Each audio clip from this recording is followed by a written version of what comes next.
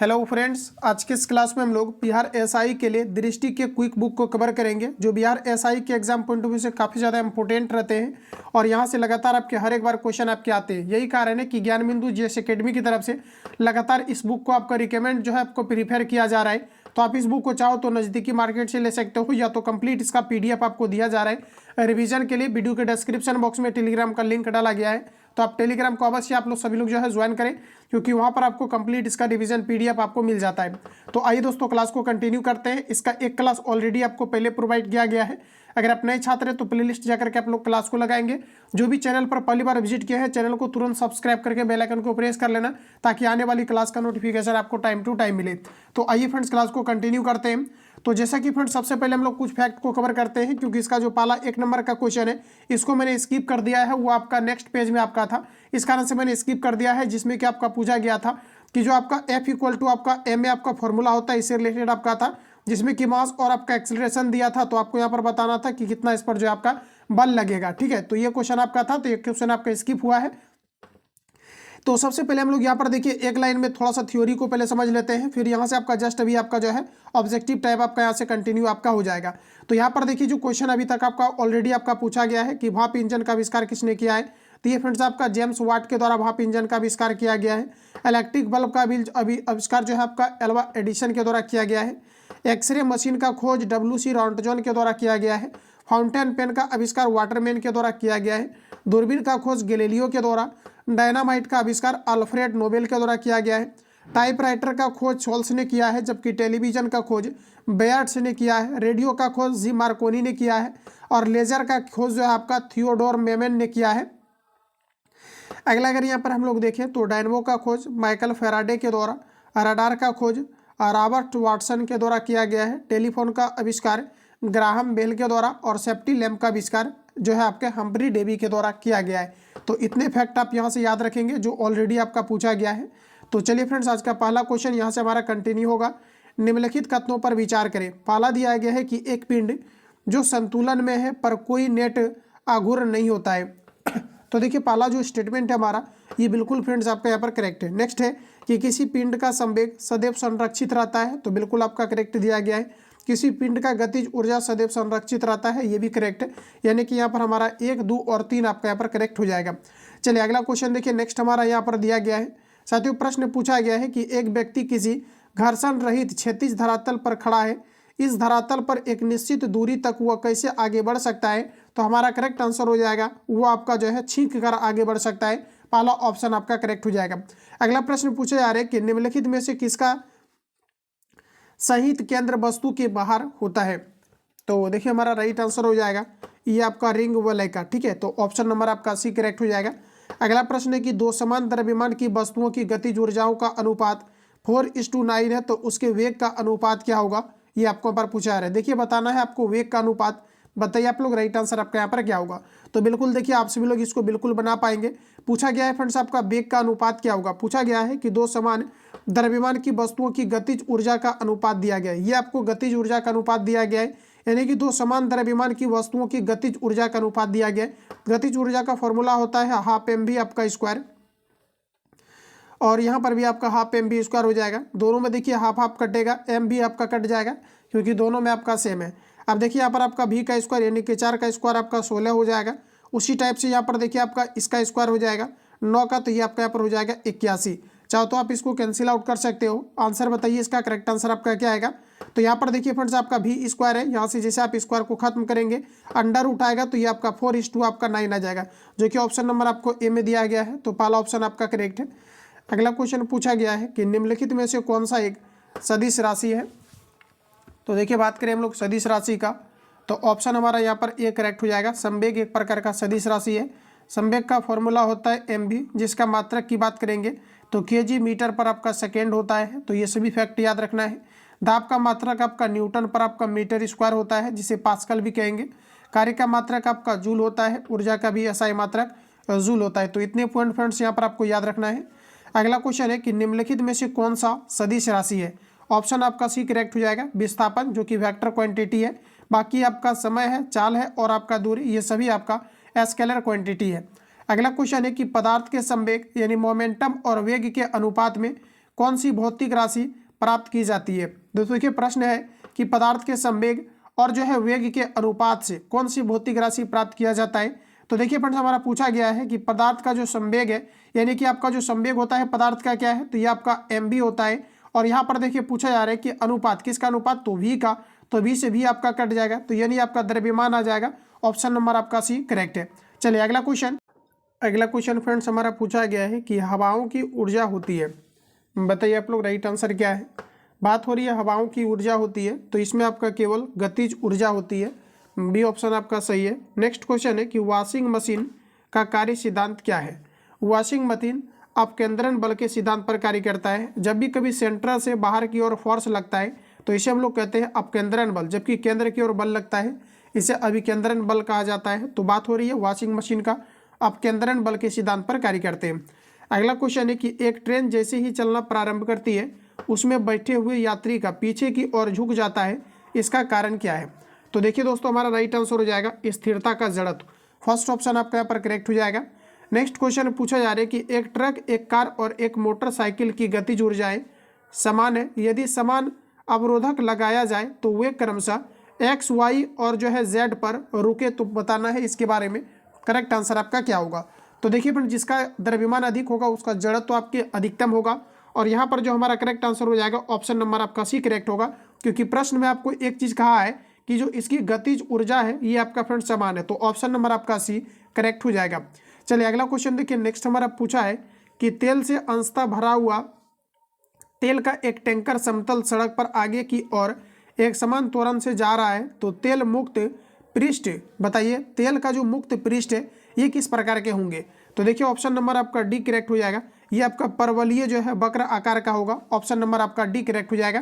Tanker दोस्तों आपके वक्र आकार का होता है और जब समान गति से चल रहा है तो जो आपका तेल है, ऑयल है, इसमें ये किसी भी प्रकार का छलक नहीं होगा, जिसके कारण से ये आपका एक परवलय आकार का होगा। अगला क्वेश्चन है कि निम्न कथनों पर विचार करें। पहला कहा जा रहा है कि एक तीक्ष्ण वृत्ताकार पथ पर तीव्र गति से जाता हुआ 4 पहियों वाला एक वाहन है। इसके बारे में आपको बताना है कि इसके बारे में स्टेटमेंट आपकी क्या करेक्ट है। पहला स्टेटमेंट हमारा फ्रेंड्स कहा जा रहा है कि बाहरी पहियों पर पलटेगा।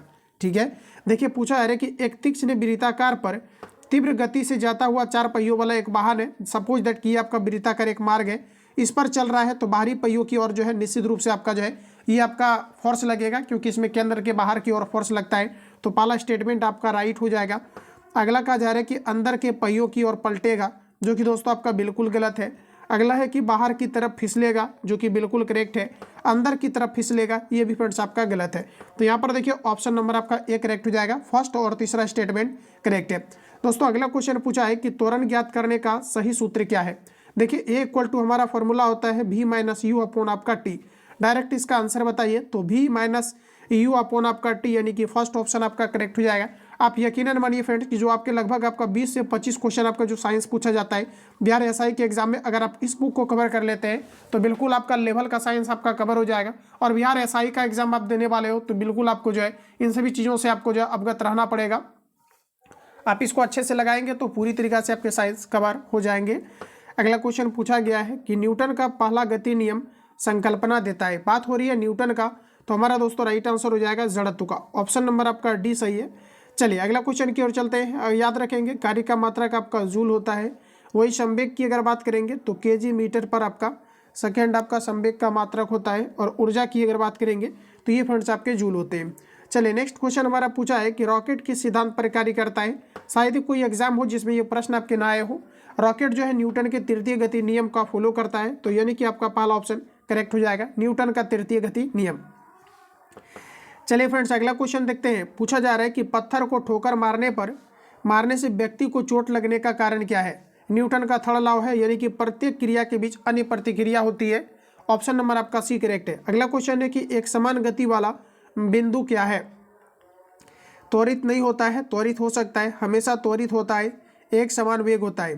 तो देखिए हमारा सही आंसर हो जाएगा त्वरित हो सकता है। एक समान गति वाला जो पिंड है इसमें आपका त्वरण हो सकता है। ऑप्शन नंबर आपका बी करेक्ट है।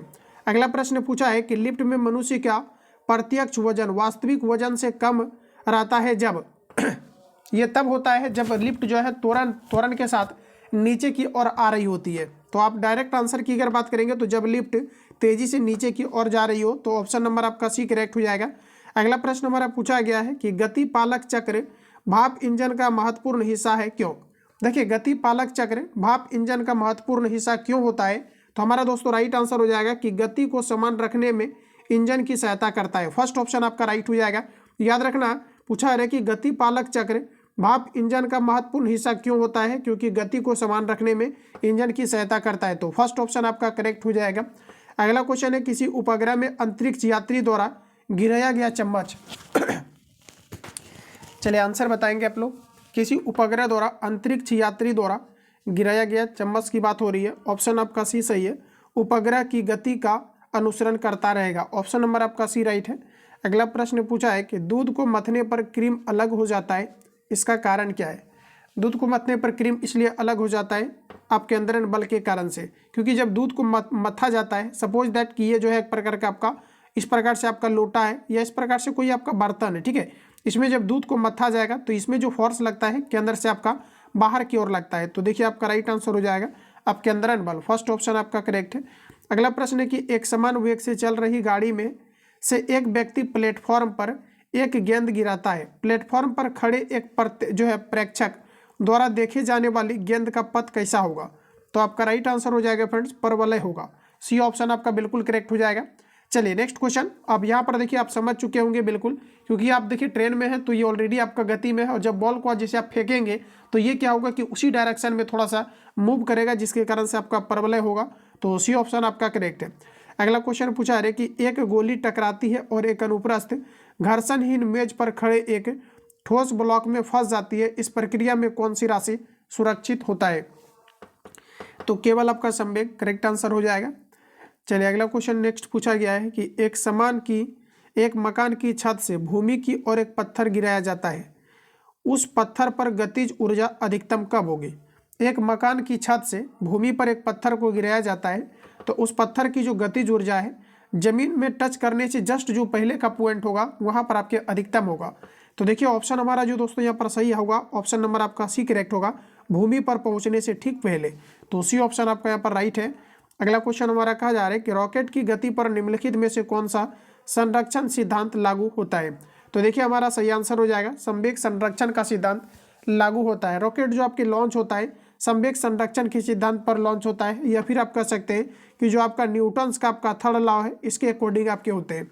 चलिए अगला क्वेश्चन देखिए फ्रेंड्स, हमारा नेक्स्ट पूछा गया है कि निम्नलिखित में से किसने न्यूटन के पूर्व ही बता दिया था कि सभी वस्तुएं पृथ्वी की ओर आकर्षित होती है। तो ये देखिए सबसे पहले जो बताया गया था ये आपके जो है ब्रह्मगुप्त के द्वारा सबसे पहले ये बताया गया था कि कोई भी वस्तु जो है पृथ्वी की ओर अट्रैक्ट होती है, तो डी ऑप्शन आपका यहाँ पर राइट हो जाएगा। गुरुत्वाकर्षण का सिद्धांत किसने दिया था, तो बात हो रही है गुरुत्वाकर्षण का, तो ऑप्शन आपका सी करेक्ट हो जाएगा। सर आइजैक न्यूटन ने गुरुत्वाकर्षण सिद्धांत दिया था, जिसका कांस्टेंट वैल्यू आपका होता है 6.67 इंटू 10⁻⁻11 यूनिट। इसका याद रखेंगे ये आपका न्यूटन मीटर स्क्वायर पर आपका केजी स्क्वायर होता है, तो आपका यूनिट भी दोस्तों आपका पूछा जाता है। चलिए अगला क्वेश्चन की ओर बढ़ेंगे, और जैसा कि आप देख भी पाएंगे आपका एमपी पीसीएस में भी पूछा गया है, उत्तराखंड में भी आपका देखिए क्वेश्चन में आपका पूछा गया है। अगला क्वेश्चन है कि अंतरिक्ष यात्री निर्वात में सीधे खड़े नहीं रह सकते हैं क्योंकि वहाँ पर वायुमंडल नहीं होता है, और दूसरी चीज़ है कि वहाँ पर ग्रेविटेशनल फोर्स आपके वर्क नहीं करते हैं, तो आपका पहला ऑप्शन राइट हो जाएगा, गुरुत्व नहीं होता है। चलिए बढ़ेंगे अगले क्वेश्चन की ओर। नेक्स्ट प्रश्न हमारा पूछा गया है, ये अंतरिक्ष यान जो चक्कर लगा रहा है से एक सेब छोड़ा जाता है तो वह क्या होगा, तो ये देखिए आपका राइट आंसर हो जाएगा कि अंतरिक्ष यान के साथ साथ उसी गतिमान से जो है आपका गतिमान करेगा। चलिए अगला प्रश्न हमारा पूछा गया है कि लकड़ी लोहे व मोम के समान आकार के टुकड़ों को ऊंचाई यानी समान ऊंचाई से पृथ्वी पर गिराया जाता है, कौन सा टुकड़ा सर्वप्रथम पृथ्वी पर पहुंचेगा, ये आपको पर पूछा रहा है। जब देखिए निर्वात में अगर गिराया जाएगा तो ये आपके सेम टाइम में पहुंचेगा, और यहाँ पर भी दोस्तों हमारा राइट आंसर हो जाएगा सभी साथ साथ पहुंचेंगे, ऑप्शन नंबर आपका डी करेक्ट हो जाएगा। चलिए अगला क्वेश्चन हमारा पूछा गया है कि हवा में लोहे और लकड़ी की समान भार की गेंद को समान ऊंचाई से गिराने पर क्या होगा, तो देखिए बात हो रही है हवा में लोहे और लकड़ी की समान भार की गेंद को समान ऊंचाई से गिराने पर क्या होगा, तो फ्रेंड्स आपका राइट आंसर हो जाएगा ऑप्शन नंबर सी, लकड़ी की गेंद जो है बाद में गिरेगी, ऑप्शन नंबर आपका सी करेक्ट हो जाएगा। देखिए हवा में पूछा जा रहा है, निर्वात का यहाँ पर चर्चा चूंकि है नहीं, डायरेक्ट आपको पूछा गया है कि हवा में तो निश्चित रूप से आपका राइट आंसर जो होगा लकड़ी का गेंद जो है ये आपके पहले गिरेगा। तो सी ऑप्शन आपका यहाँ पर दोस्तों करेक्ट हो जाएगा। और एक छोटा सा इन्फॉर्मेशन मैं दे दूं कि जो भी छात्र 99 में, मात्र ओनली 99 में कंप्लीट अगर आपको कोर्स चाहिए ज्ञान बिंदु जीएस एकेडमी और होमवर्क सीरीज प्लस आपका जो है second batch A to Z आपको मटेरियल्स, फिर आपको जो है लेक्चर वाली क्लास आपको A to Z आपको प्रोवाइड किया जा रहा है। अगर आप नए छात्र हैं तो इस नंबर पे कॉल या SMS करके आप इंक्वायरी ले लेना। इसी के अंतर्गत वैलिडिटी अभी से आपको एग्जाम तक मिल रहा है। साथ ही साथ आपको ओवरऑल टोटल आपको टेस्ट आपको प्रोवाइड किया जा रहा है, अलग अलग संस्थान का A to Z आपको टेस्ट प्लस आपको क्लास मिल रहा है। होमवर्क सीरीज का जो वैलिडिटी है अभी से आपका एग्जाम तक है, जिसका कंप्लीट रिवीजन PDF आपको आंसर के साथ दिया जाता है ताकि आपको निकलवाना ना पड़े, डायरेक्ट आप चीज़ों को रिवीजन कर सकते हैं। और लगातार हम आपको टेस्ट भी लगा रहे हैं। तो टेस्ट में क्या होगा कि आप जैसे होमवर्क सीरीज को आप याद करके आएंगे तो टेस्ट में आपको खुद ब खुद आपका इंप्रूवमेंट होगा। और लगातार आपको जब टेस्ट दे रहे हैं तो बिल्कुल आपका निश्चित रूप से क्या है कि क्वेश्चन आप नहीं भूलेंगे और ऑटोमेटिकली आपके माइंड में फिट हो जाएगा। तो इस प्रकार से आपको सारी चीज़ें गाइडलाइंस के तहत आपको कराया जा रहा है प्रॉपर तरीका से। लेक्चर वाली A to Z आपका क्लास जो है आपका प्रोवाइड किया जा रहा है, जिससे कि आप बेहतरीन इंप्रूवमेंट कर सकते हैं। इसके अंतर्गत फ्रेंड्स आपका क्या है कि जो आपका 2025 का लेटेस्ट अभी आपका नोट्स अपडेट किया गया है ज्ञान बिंदु जीएस एकेडमी का, कंप्लीट आपको प्रोवाइड किया जा रहा है। रिवीजन PDF आपको अलग से आपको आंसर टिक करके दिया जा रहा है। साथ ही साथ आपको घटना चक्र है या जो है आपका दृष्टि का क्विक बुक है, ये A to Z आपको सारी चीज़ें गाइडलाइंस के तहत आपका प्रोवाइड किया जा रहा है। इसलिए आपको 99 आपको पेमेंट करके आपको ज्वाइन करना है, क्योंकि सारी चीज़ें के लिए एक बेहतर आपको मेहनत की आवश्यकता होती है, जो कि आपको लगातार प्रोवाइड आपको किया जा रहा है। किसी प्रकार का डाउट या संशय हो तो आप कॉल या SMS करके आप इंक्वायरी ले सकते हैं। नंबर का आप स्क्रीनशॉट ले लीजिए। चलिए अगला क्वेश्चन देखते हैं फ्रेंड्स। पूछा गया है कि हवा में लोहे और लकड़ी की समान भार की गेंद को समान ऊंचाई से गिराने पर क्या होगा, ये आपको वहाँ पर पूछा जा रहा है। ऑप्शन नंबर आपका दोस्तों सी करेक्ट हो जाएगा कि लकड़ी की गेंद हवा में जो है आपका बाद में गिरेगा। ध्यान में रखिएगा, क्योंकि बात हो रही है कि हवा में लोहे और लकड़ी का, तो जो है लोहे वाला यानी कि जो आपका लोहा है ये निश्चित रूप से आपका पहले गिरेगा, क्योंकि इसका द्रव्यमान आपका अधिक है। वही अगर बात करें हम लोग निर्वात का, तो निर्वात में किसी भी वस्तु का द्रव्यमान कुछ भी हो सकता है, लेकिन जब इसको गिराया जाएगा तो ये निश्चित रूप से क्या है कि दोनों समान जो है आपके समय में गिरेगा, क्योंकि निर्वात में किसी प्रकार का जो है वहाँ पर हवाएं नहीं होता है, ना तो किसी प्रकार का वहाँ पर एक्सेलरेशन आपका जो है प्रोड्यूस होता है। तो फ्रेंड्स देखिएगा, तो अगला क्वेश्चन हमारा पूछा गया है कि जब कोई वस्तु ऊपर से गिराई जाती है तो उसका भार क्या होगा।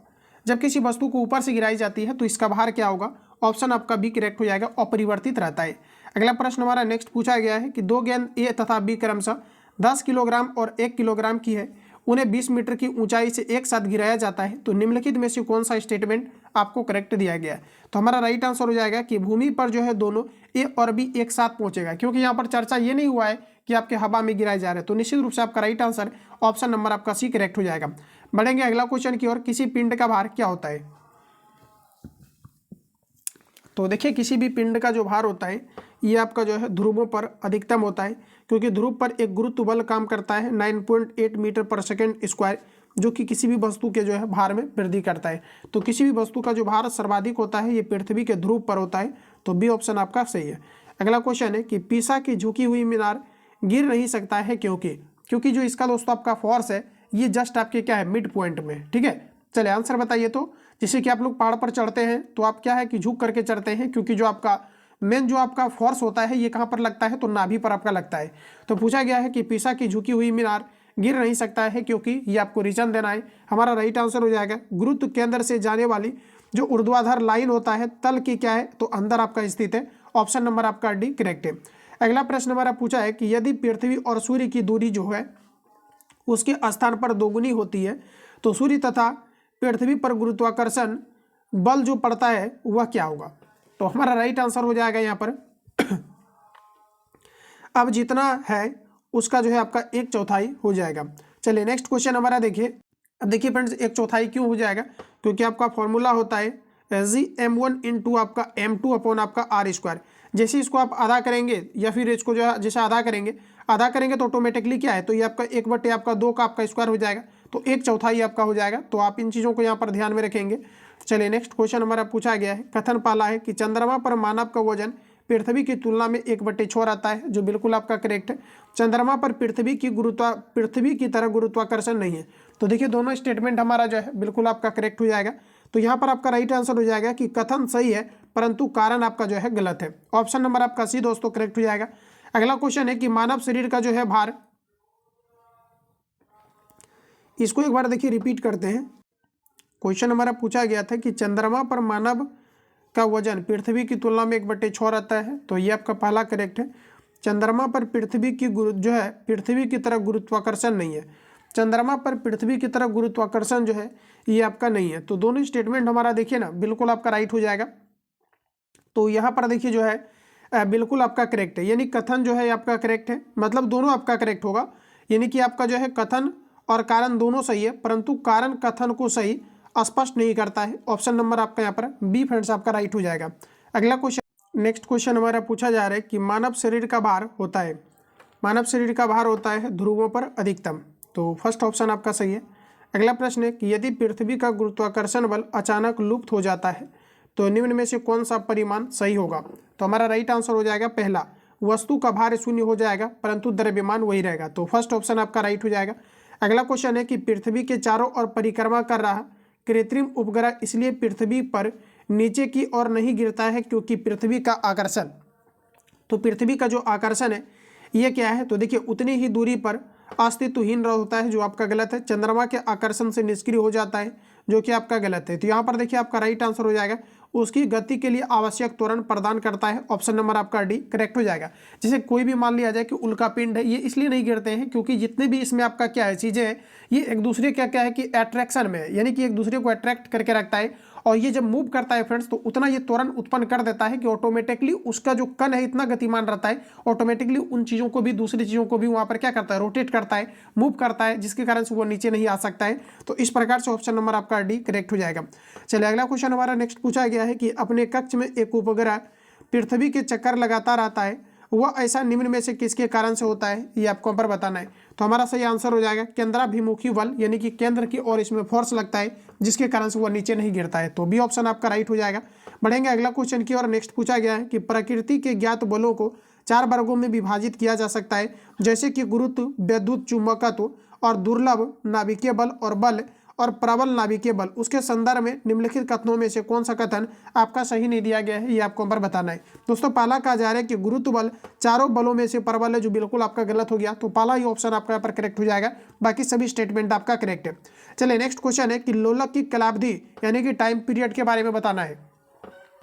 लोलक की जो आपका कालावधि है लंबाई के ऊपर आपका डिपेंड करता है। जब इसकी लंबाई बढ़ जाती है तो ये आपका सुस्त हो जाता है, ज़्यादा टाइम लेने लगता है। बी ऑप्शन आपका करेक्ट हो जाएगा। और ऐसा अक्सर जो है आपके गर्मी के दिनों में होता है। गर्म होने पर क्या होता है कि जो आपके लोलक होता है या कोई भी धातु होता है तो ये आपका एक्सपेंस करता है, इसकी लंबाई में बढ़ोतरी होती है। अगला क्वेश्चन है कि लोलक की घड़ियां गर्मियों में सुस्त हो जाती है क्योंकि ये गर्मियों के दिनों में लंबे हो जाते हैं। तो दोस्तों आपका ये करेक्ट हो जाएगा। गर्मियों के दिन में जो है ये आपके लंबा हो जाता है क्योंकि कोई भी जो धातु होता है, मेटल होता है, ये आपकी गर्मी के दिनों में एक्सपेंस करता है। तो यहाँ पर देखिए गर्मियों में दिन लंबे होते हैं, ये आपका गलत हो जाएगा क्योंकि प्रश्न में देखिए कैसे फंसाया है। अगला कहा जा रहा है कि कुंडली में घर्षण होता है, तो गलत हो जाएगा। लोलक की लंबाई बढ़ जाती है, ऑप्शन नंबर आपका सी बिल्कुल करेक्ट हो जाएगा। चलिए अगला क्वेश्चन दोस्तों है कि एक लड़की झूले पर बैठी स्थिति में झूला झूल रही है, उस लड़की के खड़े हो जाने पर परादोलन आवर्तकाल यानी टाइम पीरियड में क्या आपका जो है चेंजिंग होगा। तो ये आपका टाइम पीरियड आपका कम हो जाएगा, यानी कि फर्स्ट ऑप्शन आपका करेक्ट हो जाएगा। चलिए अगला क्वेश्चन पूछा गया है कि निम्नलिखित कथनों पर विचार कीजिए। तो देखिए फ्रेंड पूछा जा रहा है कि निम्नलिखित कथनों पर विचार कीजिए। पहला हमारा दिया गया है कि एक समान दोलन का दोलन चल रहा है, ऐसे में बताना है क्या आपका कंडीशन क्रिएट हो सकता है। तो देखिए ऑप्शन आपके सामने दिया गया है, इसमें से आपको बताना है कौन सा करेक्ट है।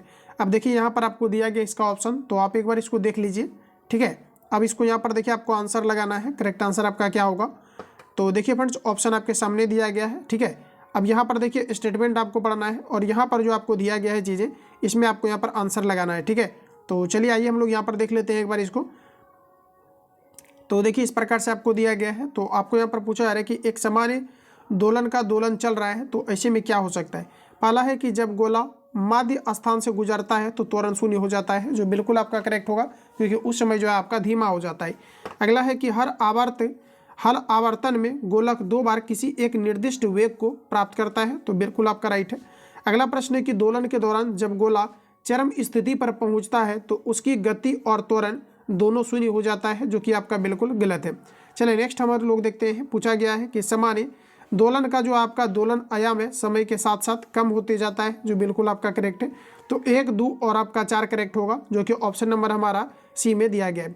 पेंडुलम घड़ी तीव्र गति से चल सकती है कब। तो शीतकाल में जो है पेंडुलम की घड़ी तीव्र गति से चल सकती है, यहाँ पर हमारा राइट आंसर हो जाएगा ऑप्शन नंबर आपका बी। चलिए अगला प्रश्न हमारा दोस्तों नेक्स्ट पूछा गया है कि पृथ्वी का पलायन वेग कितना होता है। 11.2 किलोमीटर प्रति सेकेंड होता है। ऑप्शन नंबर सी करेक्ट हो जाएगा। ऑलरेडी ये क्वेश्चन आपका पूछा गया है तो आप लोग यहाँ पर याद रखेंगे। चलिए अगला क्वेश्चन दोस्तों नेक्स्ट हमारा पूछा गया है कि अगर किसी वस्तु को 8 किलोमीटर प्रति सेकेंड के वेग से अंतरिक्ष में फेंका जाए तो क्या होगा। तो हमारा राइट आंसर हो जाएगा कि वो वापस पृथ्वी पर आ गिरेगी। ऑप्शन नंबर आपका बी करेक्ट हो जाएगा। चलिए अगला क्वेश्चन, अगर 11.2 किलोमीटर प्रति सेकंड के वेग से अगर आप फेंकेंगे तो ये फ्रेंड्स आपका जो है वापस नहीं आएगा। अगला क्वेश्चन हमारा पूछा गया है कि चंद्रमा पर वायुमंडल नहीं होने का प्रमुख कारण क्या है। ऑप्शन नंबर हमारा डी करेक्ट है कि इस पर गैस अणुओं का पलायन वेग उसके वर्ग माध्य मूल वेग से जो है आपका कम होता है। ऑप्शन नंबर आपका डी करेक्ट है। अगला क्वेश्चन पूछा आ रहा है कि बॉल पेन किस सिद्धांत पर कार्य करता है। ऑलरेडी क्वेश्चन आपका बिहार पुलिस और जो है बिहार एसआई के अंतर्गत पूछा गया है। ऑप्शन नंबर आपका सी करेक्ट हो जाएगा। बॉल पेन किस सिद्धांत पर कार्य करता है तो ये गुरुत्वीय बल के सिद्धांत पर कार्य करता है। ऑप्शन आपका सी करेक्ट है। चलिए अगला प्रश्न हमारा पूछा गया है कि किसी पिंड का वजन किसके केंद्र से प्रतिक्रिया करता है। किसी पिंड का वजन किसके जो है आपका केंद्र से प्रतिक्रिया करता है तो गुरुत्वाकर्षण और द्रव्यमान दोनों से प्रतिक्रिया करता है। तो आपका सी करेक्ट है। अगला क्वेश्चन है कि जब गुरुत्वाकर्षण के प्रभाव के अधीन प्रावलीय पथ में जाने वाला विस्फोटक आवरण फटता है तो उसके अंशों का द्रव्यमान केंद्र के किस ओर जो है आपका संचालित होता है। तो हमारा दोस्तों राइट आंसर है ऑप्शन नंबर सी, मूल प्रावलिक पथ के साथ साथ जो है संचारित होता है। चलिए अगला क्वेश्चन हमारा पूछा गया है कि तुल्यकारी यानी कि तुल्यकाली उपग्रह के परिक्रमा की अवधि कितनी होती है। साथियों प्रश्न हमारा पूछा गया है कि तुल्यकाली क्वेश्चन पूछे जा रहे हैं कि तुल्यकाली उपग्रह के परिक्रमा की अवधि कितनी होती है। ये प्रश्न आपके पूछे गए हैं तो आपका राइट आंसर हो जाएगा 24 आवर्स होते हैं। चलिए नेक्स्ट क्वेश्चन हमारा पूछा जा रहा है कि किसी तुल्यकारी उपग्रह की पृथ्वी की सतह से ऊंचाई लगभग कितनी होती है। किसी तुल्यकारी उपग्रह की पृथ्वी की सतह से ऊंचाई लगभग कितनी होती है। तो आपका राइट आंसर हो जाएगा 3600 किलोमीटर होता है। अगर आप बिहार पुलिस कांस्टेबल का अभी इस बार अगर आपने एग्जाम दिया था तो यहाँ पर देखेंगे तो ये क्वेश्चन आपका दोस्तों पूछा गया था 21 तारीख वाले एग्जाम में। ऑप्शन नंबर आपका ए जो है यहाँ पर आपका करेक्ट हो जाएगा क्योंकि मैंने आपको रिवील कराया था। चलिए अगला क्वेश्चन है पूछा आ रहा है कि पैराशूट धीरे धीरे नीचे आता है जबकि उसी ऊंचाई से फेंका गया पत्थर तेजी से पूछा जा रहा है कि नीचे गिरेगा, ऐसा क्यों होता है। तो देखिए पैराशूट जो होता है ये ज़्यादा एरिया को कवर करता है इस कारण से। तो यहाँ पर देखिए जो हमारा राइट आंसर होगा ऑप्शन नंबर आपका बी करेक्ट होगा, सॉरी बी। पैराशूट के पृष्ठ का क्षेत्रफल ज़्यादा होता है अतः वायु का जो है प्रतिरोध अधिक होता है। तो ऑप्शन नंबर अगर आपने यहाँ पर बी दिया है तो बिल्कुल आपका करेक्ट हो जाएगा। चलिए प्रश्न अगला पूछा जा रहा है कि गुरुत्व की क्रिया के अंतर्गत मुक्त रूप से गिर रही वस्तु का भार क्या होगा। चलिए आंसर बताएंगे आप लोग। सही आंसर आपका यहाँ पर क्या है। तो साथियों पूछा रहा है कि गुरुत्व की क्रिया के अंतर्गत मुक्त रूप से गिर रही वस्तु का भार क्या होगा। ऑप्शन आपका यहाँ पर डी करेक्ट हो जाएगा, सुने। चलिए अगला क्वेश्चन पूछा गया है कि पेंडुलम को चंद्रमा पर ले जाने पर उसकी समयावधि क्या होगा। तो बढ़ जाएगा क्योंकि जो चंद्रमा पर है यहाँ पर ग्रेविटेशनल फोर्स काम नहीं करता है। तो आपका राइट आंसर हो जाएगा कि जो कार्य अवधि है यानी कि आपके टाइम पीरियड है ये आपका क्या हो जाएगा तो आपका बढ़ जाएगा।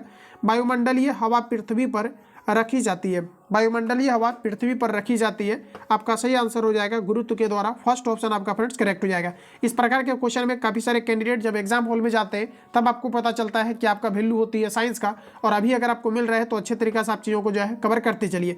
तो वायुमंडलीय हवा पृथ्वी पर रखी जाती है फ्रेंड्स, आपका राइट आंसर हो जाएगा गुरुत्व के द्वारा। वाला ऑप्शन आपका करेक्ट है। अगला क्वेश्चन है कि जो है साधारण यंत्र किसी व्यक्ति की सहायता करता है। पूछा है कि साधारण यंत्र किसी व्यक्ति की सहायता करता है। तो आपका राइट आंसर हो जाएगा कम बल का प्रयोग करके भी उतनी ही मात्रा में काम करने में। ठीक है, तो ऑप्शन नंबर आपका यहाँ पर बी करेक्ट हो जाएगा। अगला प्रश्न हमारा पूछा है कि एक व्यक्ति एक संवेदनशील तराजू पर खड़ा है, यदि वह गहरी सांस अंदर लेता है तो तराजू की रीडिंग में क्या प्रभाव पड़ेगा। तो तराजू की जो रीडिंग है फ्रेंड्स आपका घट जाएगा। ऑप्शन नंबर आपका बी करेक्ट हो जाएगा। ध्यान रखिएगा, इसमें देखिए काफ़ी सारे कैंडिडेट लगाएंगे कि बढ़ जाता है, जो कि आपका बिल्कुल गलत हो जाएगा। तो बी ऑप्शन आपका यहाँ पर करेक्ट हो जाएगा। यही चीज़ आपको यहाँ पर क्लियर करना है। अगला क्वेश्चन है कि बल का गुणनफल क्या होता है। एफ इक्वल टू हमारा फॉर्मूला होता है एम, यानी कि द्रव्यमान और त्वरण के गुणनफल को हम लोग कहते हैं बल कहते हैं। तो द्रव्यमान और आपका त्वरण का क्या हो जाएगा गुणनफल हो जाएगा, यानी कि बी ऑप्शन आपका करेक्ट है।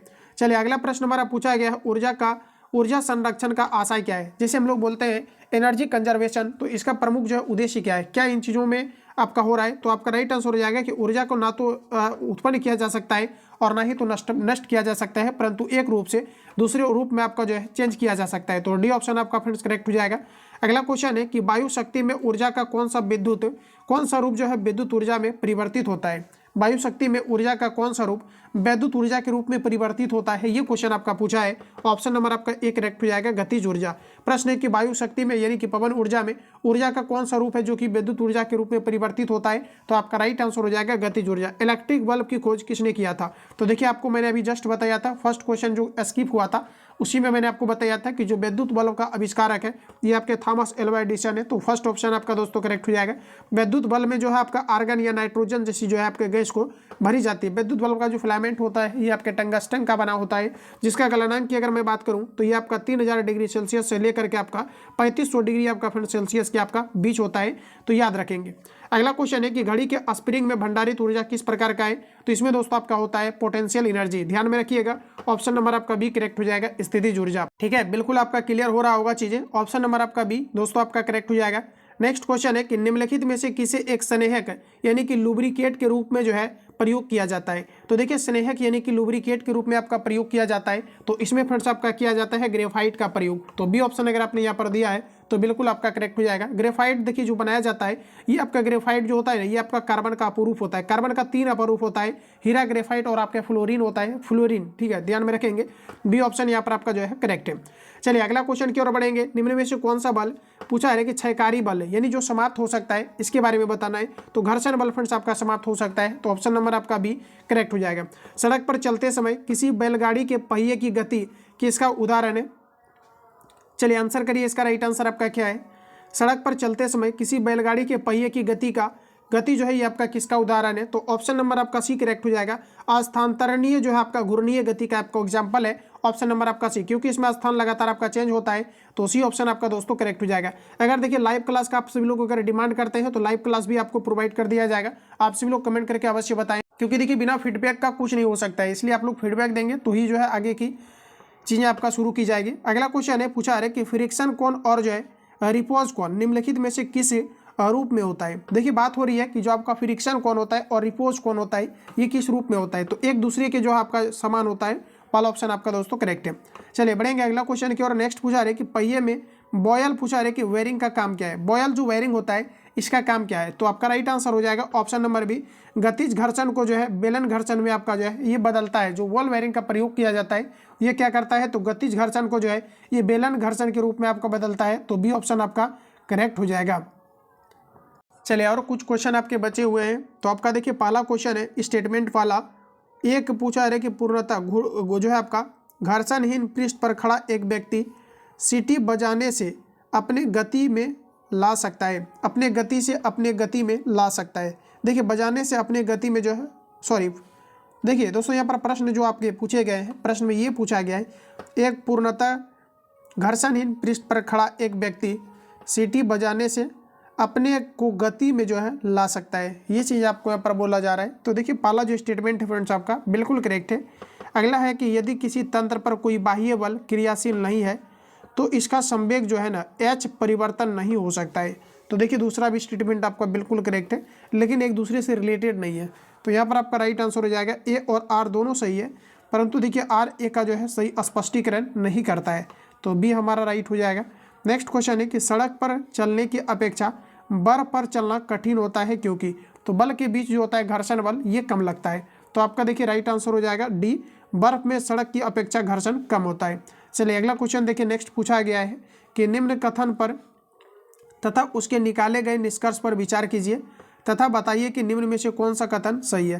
पहला कहा जा रहा है कि भरी हुई बैलगाड़ी को चलाने में उसे चलायान, ठीक है, चलायमान रखने के लिए आवश्यक ताकत से अपेक्षाकृत अधिक ताकत से धक्का देना पड़ता है। तो देखिए अब जो है स्टेटमेंट हमारा ये आपके एक तरह से ग्रेविटेशनल फोर्स पर आपका चला जाएगा। इसको एक बार देख लीजिए आप, ऑप्शन आपको सामने दिया गया है। तो देखिए फ्रेंड्स पूछा जा रहा है हमारा कि भरी हुई जो बैलगाड़ी को, ठीक है, पूछा रहा है कि भरी हुई बैलगाड़ी को चलाने में उसे चलायमान रखने के लिए आवश्यक ताकत से अपेक्षाकृत अधिक ताकत से धक्का देना पड़ता है, जो कि बिल्कुल हमारा करेक्ट दिया गया है। तो और देखिए पूछा रहा है निष्कर्ष में दिया गया है कि किसी जो है, चलिए यहाँ पर देखिए ऑप्शन आपका सी करेक्ट हो जाएगा, एक बार गाड़ी चल पड़ने के बाद घर्षण आपका कम हो जाता है, तो सी ऑप्शन आपका यहाँ पर दोस्तों करेक्ट है। चलिए बढ़ेंगे अगला क्वेश्चन की ओर। नेक्स्ट क्वेश्चन हमारा पूछा गया है एक व्यक्ति कार में जो विराम में बैठा हुआ है, सड़क से कार के चार पहियों के पहियों में से प्रत्येक पर प्रतिक्रिया बल आर जब जो है आर है, जब कार सीधी समतल सड़क पर चलेगी तो अग्र पहियों में प्रत्येक पर प्रतिक्रिया में क्या परिवर्तन आएगा, ये आपको ऊपर बतानी है। तो हमारा देखिए राइट आंसर हो जाएगा आर जो है आपका कम हो जाएगा, फ्रिक्शन आपके कम होगा। तो बी ऑप्शन आपका दोस्तों करेक्ट है। अगला क्वेश्चन है कि लोहे का एक गोला पारद पर तैरता है किंतु पानी में डूब जाता है। इसका देखिए आंसर होगा कि जो लोहे का डेंसिटी है ये पानी की अपेक्षाकृत आपका अधिक है। तो देखिए आपका पहला स्टेटमेंट इस बेसिस पर आपका जो है आपका सही है। अच्छा, लोहे का अपेक्षिक घनत्व पारद के अपेक्षाकृत घनत्व से अधिक होता है, दोनों स्टेटमेंट आपका करेक्ट है। यहाँ पर देखिए आपका राइट आंसर क्या होगा, पूछा है कि लोहे का जो अपेक्षिक घनत्व है, घनत्व पारद के अपेक्षिक घनत्व, लोहे का अपेक्षिक घनत्व पारद के अपेक्षिक घनत्व से अधिक है। तो दोनों स्टेटमेंट आपका निश्चित रूप से आपका करेक्ट हो जाएगा। चलिए तो इसका आंसर आप लोग बताइए, सही आंसर आपका क्या है। तो यहाँ पर देखिए ऑप्शन हमारा जो है आपका ए करेक्ट हो जाएगा, ए और आर दोनों सही है और आर ए का सही जो आपका स्पष्टीकरण भी कर रही है। चलिए अगला क्वेश्चन देखिए हमारा नेक्स्ट पूछा गया है, कहा जा रहा है कि लोहे की कील पारे में क्यों तैरती है जबकि वह पानी में डूब जाती है। लोहे की कील पारे पर क्यों तैरती है जबकि वह पानी पर डूब जाती है। तो पारा का जो घनत्व होता है लोहा के अपेक्षाकृत यानी पानी के अपेक्षाकृत भी अगर देखा जाए तो आपके अधिकतम होते हैं। लोहे का घनत्व जो होता है पानी से अधिक तथा पारे से कम होता है। तो ऑप्शन नंबर आपका सी करेक्ट हो जाएगा। अगला क्वेश्चन है कि जब कुएं से पानी की बाल्टी को ऊपर खींचते हैं तो हमें महसूस होता है कि बाल्टी, तो हमारा राइट आंसर हो जाएगा पानी की सतह से ऊपर जो है आपके आने पर ये आपके भारी महसूस होता है। तो फर्स्ट ऑप्शन आपका करेक्ट हो जाएगा। एक भारहीन गुब्बारे में 200 ग्राम जल भरा गया है, इसका पूछा जा रहा है कि जल में भार क्या होगा। तो जल में इसका भार क्या होगा फ्रेंड्स, तो आपका राइट आंसर हो जाएगा शून्य हो जाएगा। ऑप्शन नंबर आपका ए करेक्ट हो जाएगा। अगला क्वेश्चन है कि बादलों के वायुमंडल में तैरने का कारण क्या है, इसका घनत्व। तो ऑप्शन नंबर डी करेक्ट हो जाएगा। इसके कम घनत्व होने के कारण से जो है बादल वायुमंडल में तैरते हैं। समुद्र में प्लवन करते हुए आइसबर्ग का कितना भाग समुद्र की सतह से ऊपर आपको दिखाई पड़ता है। तो देखिए ध्यान में रखिएगा, ऑप्शन नंबर आपका बी करेक्ट हो जाएगा। एक भाग आपको दिखाई पड़ता है लेकिन जो 10 भाग होता है ये समुद्र के नीचे होता है। तो आपका ऑप्शन नंबर बी करेक्ट हो जाएगा। चलिए अगला क्वेश्चन हमारा पूछा है कि पानी के एक गिलास में एक बर्फ का टुकड़ा तैर रहा है, जब बर्फ पिघलती है तो पानी के स्तर पर क्या प्रभाव पड़ेगा। ये क्वेश्चन बार बार पूछा जाता है लेकिन इसमें किसी प्रकार का वेरिएशन नहीं होती है। ऑप्शन नंबर आपका सी करेक्ट है। अगला क्वेश्चन है कि जब कोई जहाज नदी से सागर में घुसता है तो क्या होगा। तो नदी से सागर में जाएगा तो सागर का जो डेंसिटी होता है पानी का घनत्व ये अधिकतम होता है, इसलिए जहाज जो होता है नदी के अपेक्षाकृत जब समुद्र में जाएगा या सागर में जाएगा तो ये थोड़ा सा आपका ऊपर उठ जाएगा क्योंकि पानी का जो डेंसिटी है ये आपके अधिकतम है। तो ऑप्शन नंबर आपका ए करेक्ट हो जाएगा, वो फ्रेंड्स आपके ऊपर उठ जाएगा। चलिए आज का लास्ट क्वेश्चन है कि मिट्टी का तेल पानी के ऊपर इसलिए तैरता है क्योंकि। तो देखिए मिट्टी का तेल पानी की सतह पर इसलिए तैरता है क्योंकि उसका घनत्व पानी के घनत्व से कम होता है। तो देखिए ऑप्शन नंबर आपका भी करेक्ट हो जाएगा, ध्यान में रखिएगा। और आपके क्वेश्चन है जो कि आपके कंप्लीट जो क्वेश्चन है जिसमें आपका 90 क्वेश्चन है, ठीक है। चलिए मिट्टी का तेल पानी के ऊपर इसलिए तैरता है क्योंकि, तो आपका राइट आंसर हो जाएगा उसका जो घनत्व होता है पानी के घनत्व से कम होता है। तो बी ऑप्शन आपका राइट हो जाएगा। चलिए नेक्स्ट क्वेश्चन हमारा दोस्तों पूछा गया है कि साबुन के बुलबुले के अंदर का दाब क्या होता है, ये आपको यहाँ पर बताना है। तो साबुन के बुलबुले के अंदर का दाब क्या होता है, तो हमारा राइट आंसर हो जाएगा वायुमंडलीय दबाव से जो है अधिक होता है, तभी तो साबुन का जो बुलबुला होता है ये आपके ऊपर की ओर उठते हैं। तो फर्स्ट ऑप्शन आपका यहाँ पर राइट हो जाएगा। देखिए नेक्स्ट क्वेश्चन है कि यदि साबुन के दो भिन्न भिन्न व्यास के बुलबुलों को एक नली द्वारा एक दूसरे के संपर्क में लाया जाता है तो क्या घटित होगा। तो दोस्तों हमारा राइट आंसर होगा कि छोटा बुलबुला और छोटा हो जाएगा, बड़ा बुलबुला और बड़ा हो जाएगा। तो बी ऑप्शन आपका यहाँ पर राइट हो जाएगा। रिपीट कर लेना आप लोग, यदि साबुन के दो भिन्न भिन्न व्यास के बुलबुलों को एक नली द्वारा एक दूसरे के संपर्क में लाया जाता है तो जो छोटा बुलबुला होगा ये और छोटा हो जाएगा और बड़ा बुलबुला और आपके बड़ा हो जाएगा। चलिए अगला क्वेश्चन है कि जब शुद्ध जल में डिटर्जेंट डाला जाता है तो पृष्ठ तनाव क्या होगा। तो पृष्ठ तनाव आपके घट जाते हैं। ऑप्शन नंबर आपका बी करेक्ट है। अगला क्वेश्चन है कि एक वर्षा की बूंद की गोलाकार आकृति का कारण क्या है। सरफेस टेंशन है। ऑप्शन नंबर आपका बी करेक्ट हो जाएगा, पृष्ठ तनाव। तो फिर देखिए आज का क्लास आपका खत्म होता है और देखिए इसका जो क्विक बुक है इसको हम कंप्लीट आपको कवर कराएंगे और अभी से एग्जाम तक बिल्कुल आप सभी लोगों के साथ रहेंगे। मिलते हैं नेक्स्ट क्लास में। अगर आप चैनल पर नए हैं तो सब्सक्राइब कर लेना। जो लोग सेशन को लाइक नहीं करते हैं लाइक आप सभी लोग करके अवश्य जाए। मिलेंगे नेक्स्ट क्लास में। जो लोग छात्र जो है पेड बैच के अंतर्गत ज्वाइन करना चाहते हैं इस नंबर पे कॉल या SMS करके आप इंक्वायरी ले सकते हैं। सारी चीज़ें आपको बता दी जाएगी। वन टाइम फ्रेंड्स आपको 99 पेमेंट करके ज्वाइन करना है क्योंकि जितनी भी चीज़ें आता है ये सारा कुछ आपके कॉस्टली आते हैं। तो चाहो तो आप इसके लिए ज्वाइन कर सकते हो। मिलते हैं नेक्स्ट क्लास में, तब तक के लिए जय हिंद, बेस्ट ऑफ लक।